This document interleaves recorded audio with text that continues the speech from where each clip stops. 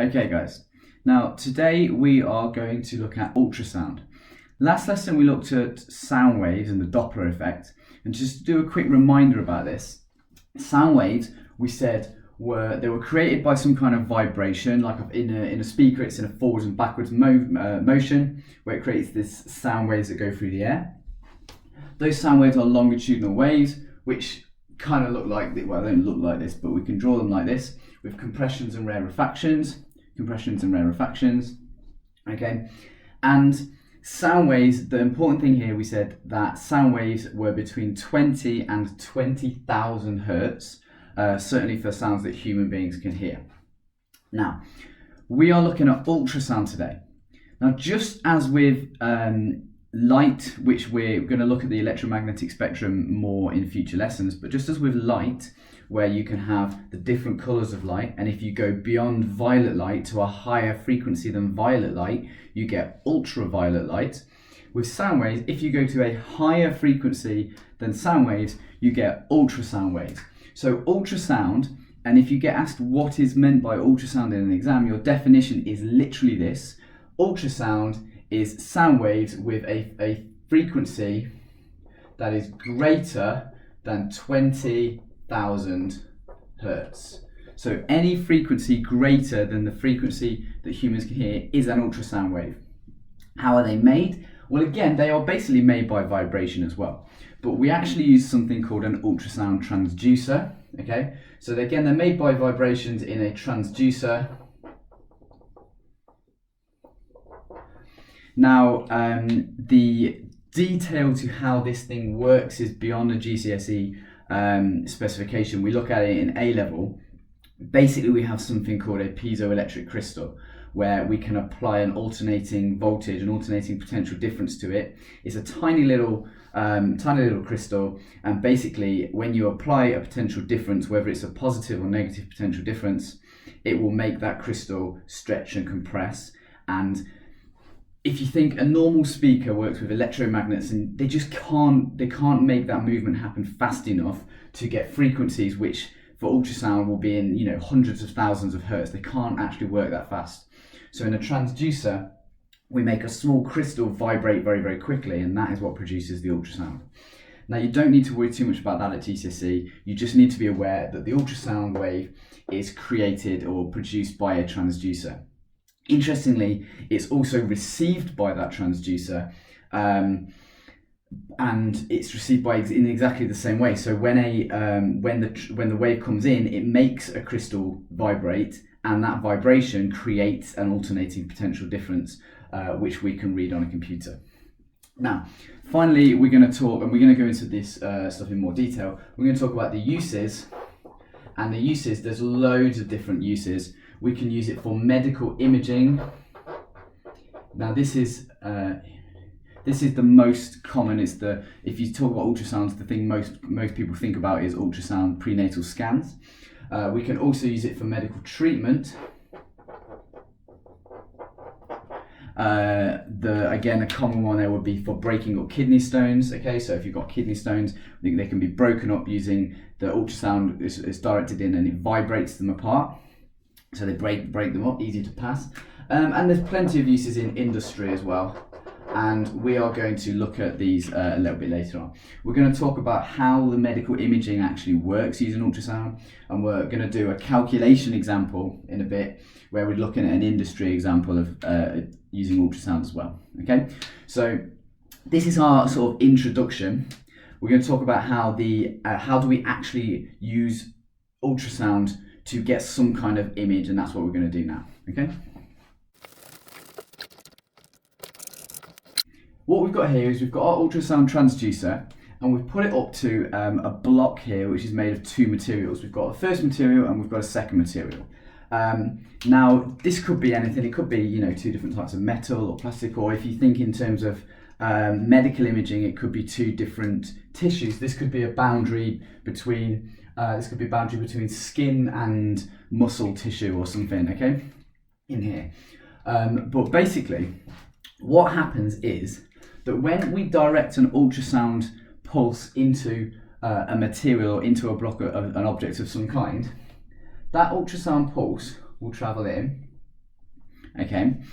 And when it gets to a boundary between two different materials, and we can kind of think of it as like a boundary between two different density materials, but it's actually something called acoustic impedance. So when we get into a boundary of two different materials that have different values of acoustic impedance, what happens is you will get some partial reflection. So some of your ultrasound will get reflected by this boundary and will come back to the transducer and it will be received. Some of your ultrasound, however, will carry on through and it will get to the end before it turns around and it gets returned.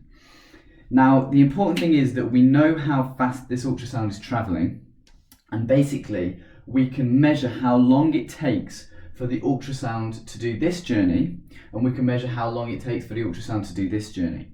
And we can actually work out the distances involved here. Now, in a previous session, I looked at an example where we had a boat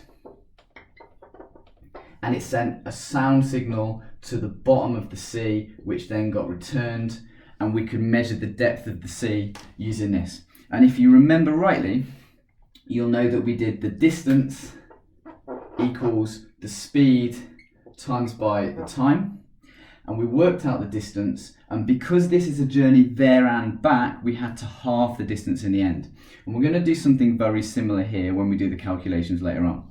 So we're going to look at the speed that the ultrasound travels in. We're going to be able to you'll be able to know what the time is, the time that it took for the ultrasound to do this journey, the time it took for the ultrasound to do this journey, and you'll be able to work out what is this distance here, and you'll be able to work out what is this distance here.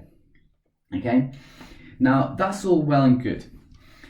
Being able to say, okay, I'm sending ultrasound into a material, there's a boundary, I can see how far into that material that boundary is. But this does not produce me an image of an unborn baby, or it doesn't produce me the image of some kind of condition or anything inside the body. It's not very helpful. Okay, so we have to use this system, and in actual fact, we're going to use this, and we're going to do it a lot of different times to create an image. This is actually what's known as an A scan. Again, it's a term we use in A level. This is known as an A scan. And a B scan is when we have lots and lots of these A scans at lots of different angles to create a kind of image. And I'll draw what that's going to look like now. You're going to see excellent artwork here. So if we basically imagine the following situation where we've got an unborn baby, which obviously my art skills here are fantastic.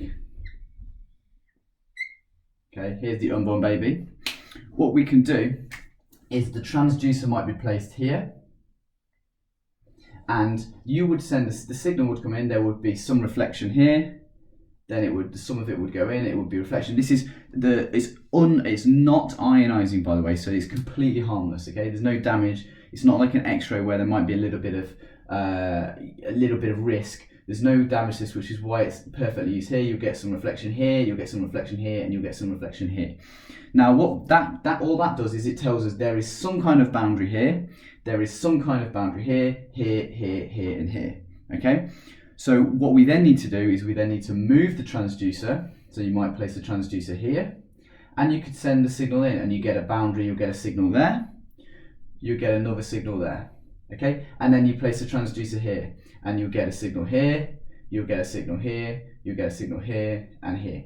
And basically, if you move this transducer along and you create signals at many different angles, what you can do, this information gets fed back to a computer, and it will create an image of what is going on there. And in this case, it will create an image of a baby there. Okay? Now, so this is how the images actually work. This is how we can create an image using ultrasound waves. The idea is, the key terms that we have the term partial reflection. And partial reflection happens at a boundary. And like I said before, this is a boundary between two different materials with different acoustic impedance. IMPEN or impedance, probably that. It might have an A in there, you'd have to check that. Okay, so you get partial reflection of the ultrasound at a boundary between different materials with different acoustic impedance. Okay, now just before we go on to looking at calculations, which is probably where the two places where you're going to get a lot of marks here would be, you could get like maybe a 4-mark question which would ask you to describe how an ultrasound image is created, where you're going to use these key terms. You get partial reflection at a boundary between two materials of different acoustic impedances, and then you're going to talk about the fact that this will create signals. We can use the delay time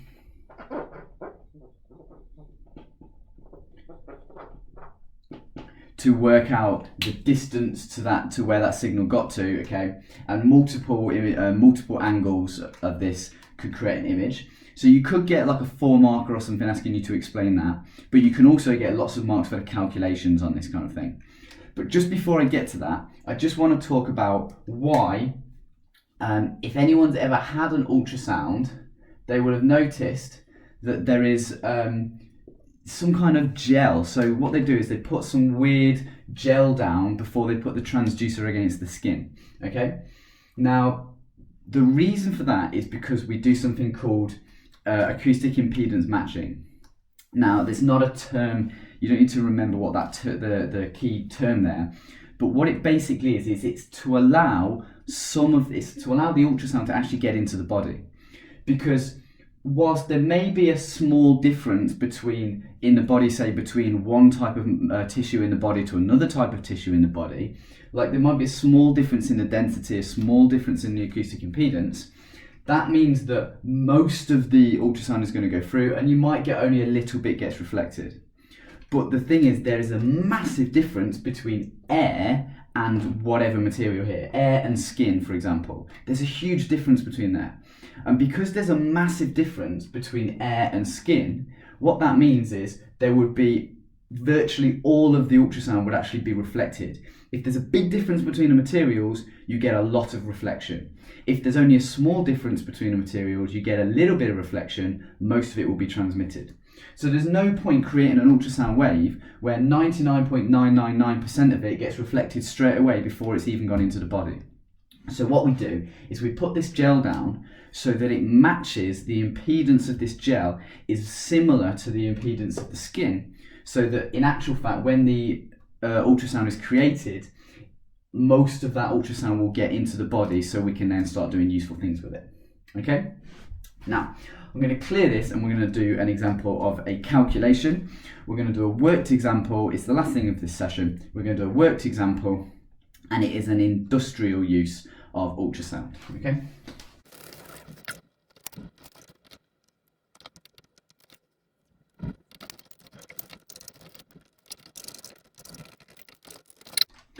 What I've got here, okay, I'm going to describe the question rather than writing out a paragraph that states what's going on here. So what I've got here is some kind of like metal rod, like an iron girder or something that might be used in construction, for example, okay? Now, if you've got building materials that are going to be used in construction, you are going to want to know that those materials are in good condition, that there's no flaws in there, for example. And in this one, clearly there's a crack in the middle. There's some kind of crack hidden away, okay? Now, we can actually use ultrasound to find these cracks. So what we would do is you might send an we've got a transducer here, and we're going to send some ultrasound down this metal rod, and we're going to see what happens. Now, what we notice here, these are our results. Now, this here is would be like the trace on an oscilloscope, which we haven't really talked much about oscilloscopes, but it's a way of detecting signals and measuring signals. And what we can see here is we can see an initial signal, okay? And this would be the signal that is observed due to the initial, like literally the initial signal that's being created, okay? So this is kind of like our start point, basically. We then see another signal that is 3 divisions, 3 boxes later, another small signal. And then we see another signal that is a further 1, 2, 3, 4. It's a further 4 boxes later. I've also given you the information that on this this is effective. This is kind of like a graph really, where on the x-axis is time. So I've also said that 2 milliseconds per division. So we can look at this and we can say how much time after our initial signal did we get a signal, we're going to call it signal number 1, okay? And how much time did it then take to get signal number 2? Okay, we can then say, what do these signals actually mean? Well, the first signal here is quite clearly going to be the signal. So after it's been sent, the first signal is going to be a signal when it gets to this point here and returns, and we get a first signal. But some of the ultrasound will be transmitted through there.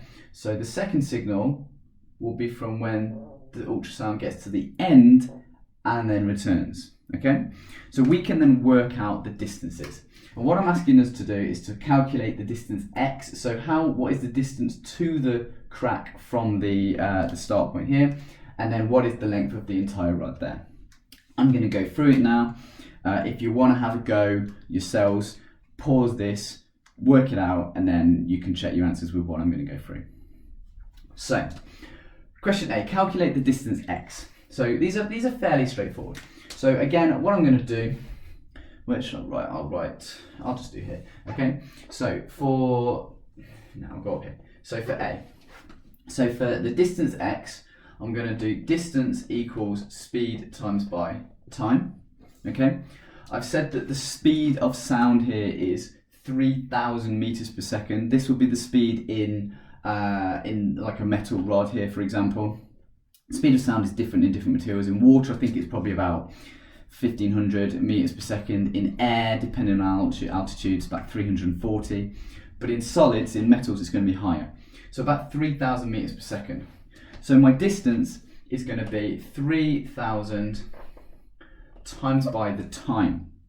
So how long did it take for us to get this signal number 1 here? Well, 2 milliseconds per division. I've got 1, 2, 3 divisions. So it's going to be 6 milliseconds, or 6 times 10 to the minus 3.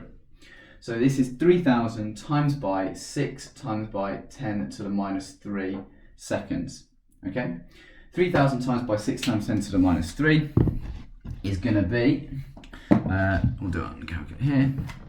So you're literally going to type in your 3,000 times by 6 times 10 to the minus 3, and it's going to give you 18. Okay, so we get 18 meters here. Now, is that our final answer, do we think? So we get 18 meters. Hopefully you remembered that this is not going to be our final answer, because what this is the time it took for the signal to do this. Okay, it's a there and back journey. So the total, the actual distance x is going to be half of that. So we're going to say x is equal to 9 meters. As simple as that. Okay. Now, what we could do at this point to answer B is it would be quite easy for us to then just say, well, actually, it's quite obvious that if it took 9 meters for there, it was probably 3 meters, 3 meters, 3 meters. So you could probably just say 1, 2, 3, 4, 5, 6, 7. We can probably say that the total length of the rod is going to be 21 meters. And that's absolutely fine to do that, and it would be correct. But I'm just going to go through this whole process again anyway, just because it's good practice. So this time we're going to do exactly the same, but we're going to use a different time. So we're going to say for part B, we're going to say the distance equals the speed times by the time, which is 3,000 meters per second for my speed, times by the time, and we've got 1, 2, 3, 4, 5, 6, 7. 7 times by 2 milliseconds is going to be 14 milliseconds, which is 14 times by 10 to the minus 3. Again, I'm going to point out here, this number is clearly not standard form. You would have to write 1.4 times 10 to the minus 2. But when you're in the middle of a calculation, and maths teachers might hate me for saying this because this may be against the maths rules, but when you're in the middle of a calculation, there's no problem with this at all. Your calculator's fine with it too. Okay, so 3,000 times by 14 times 10 to the minus 3. And it gives us 42 meters, okay? surprise, surprise. And 42 meters means that the total length is going to be half of that, which is 21 meters, which we were expecting to be our answer in the first place. Okay, and that's all there is to it, but you get quite a lot of marks for that. It's usually probably a 4-mark question. It might even be more than a 4-mark question if they've put a prefix in here. There's definitely going to be a mark at the end for halving this number though, almost certainly. Okay, that's about it on ultrasound. Okay, I'm going to leave it there, and hopefully that's been useful. Thank you.